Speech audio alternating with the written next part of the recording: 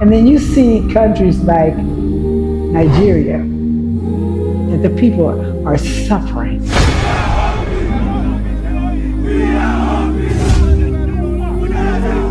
Cannot be enjoying on our behalf. They are buying private jets and people are staying under the bridge. If the vice president says that those protesting for their rights, for their life, for their survival are idiots, then the vice president is an idiot. Nigeria is the headquarters of corruption in the world. Thank you. Sorry, this is my country, but I'm saying this. And if you want me to prove it to you, I'll prove it to you.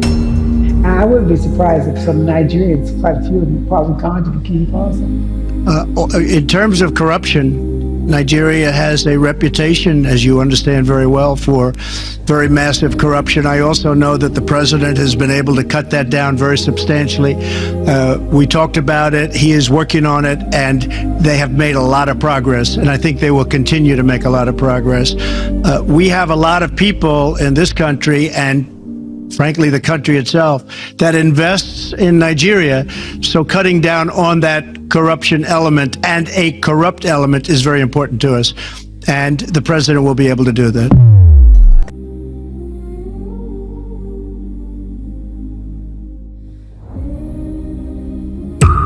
You know, one of the things about it is that we have good examples of what can happen.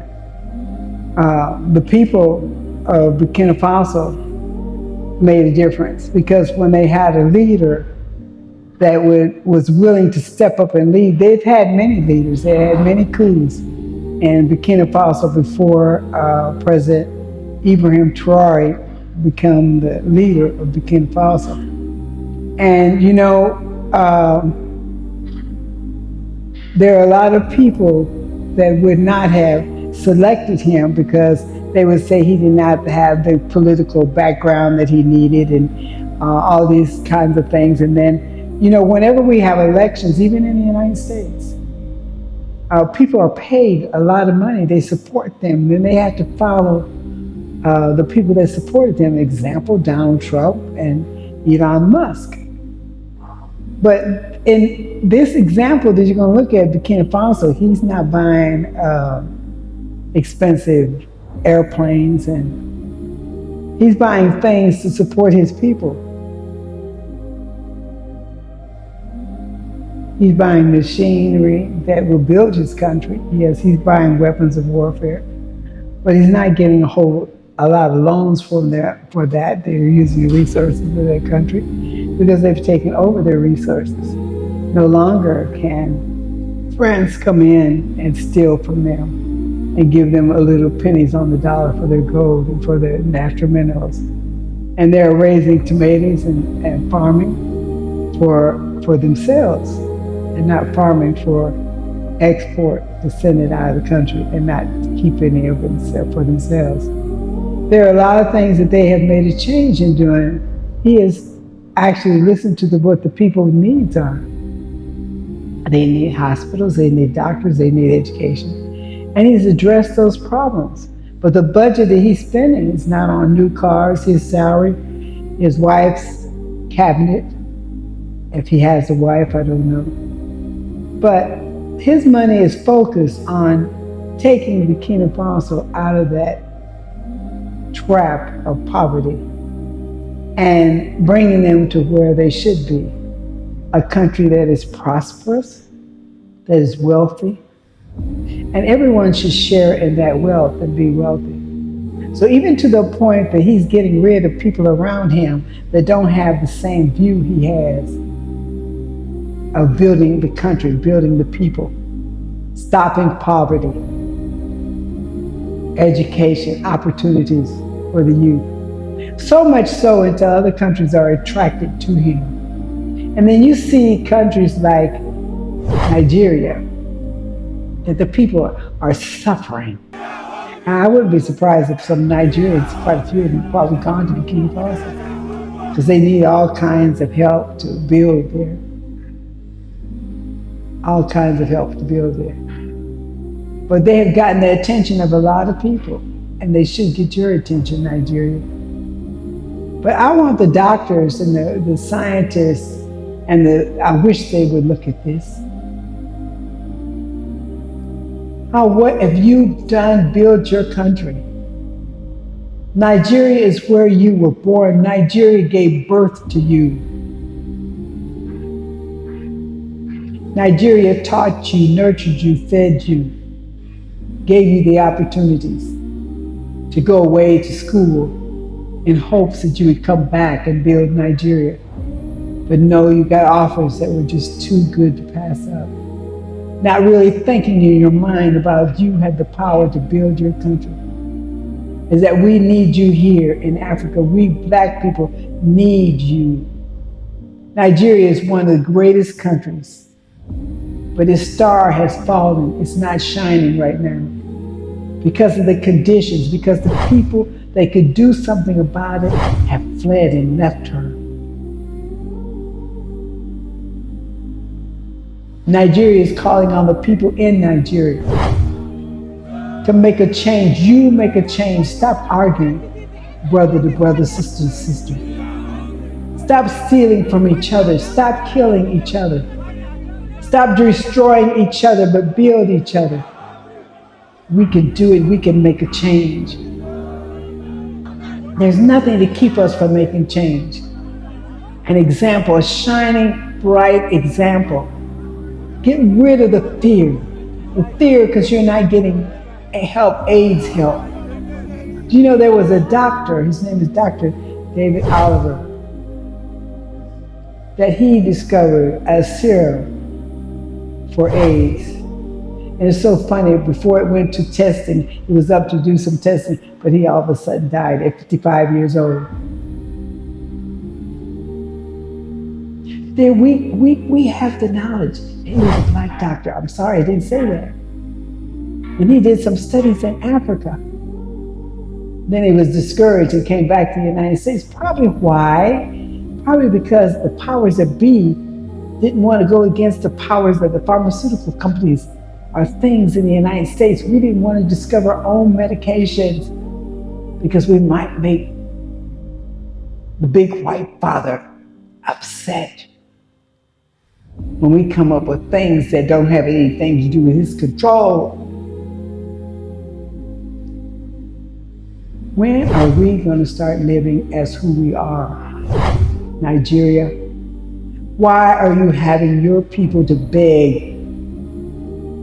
And the intelligence of what God has given them, that they're lacking because they can't go to school, because they don't have the money. How can a parent have money at this rate when their money is worth 3 times less than what it was worth a year ago? Yes, protest, get upset, get mad. But we have people in power that could do something about it. And I'm speaking to you, you can do something about it.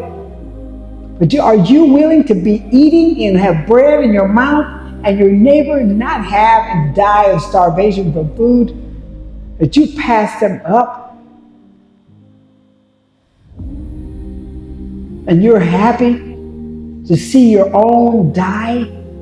What kind of spirit do you have? What kind of spirit do you have that you can watch your brothers and sisters, people that are part of you, people that are you, suffer? It's like being rich in a poorhouse. You're rich, but you're starving.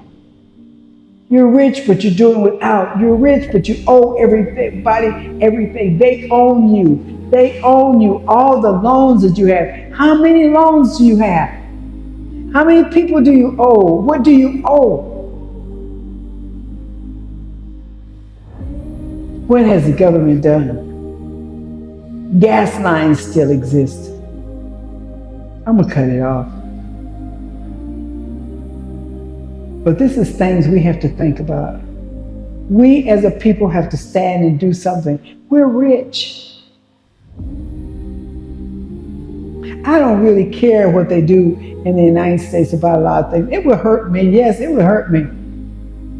It would hurt me if they take away Social Security. It would hurt me if they take away this. It would hurt me if they do a lot of things. but I'm rich. If my people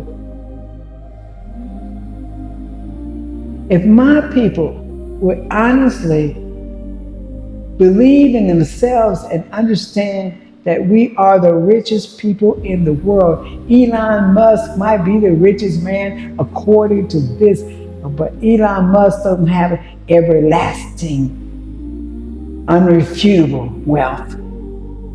Look at what's happening with his cars right now. But we have wealth in the earth.